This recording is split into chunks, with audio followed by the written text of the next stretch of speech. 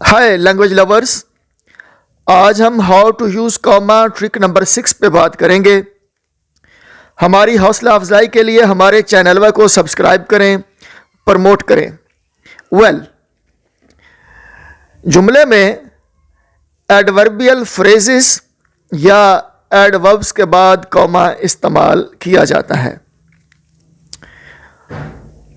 Like at last comma Norma killed her husband. In fact, Norma killed her husband.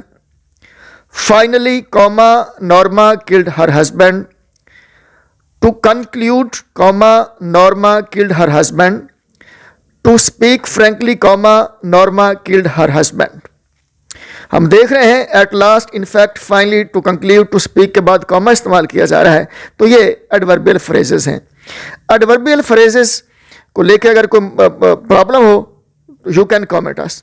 एक दूसरे का ख्याल रखिएगा। बाय।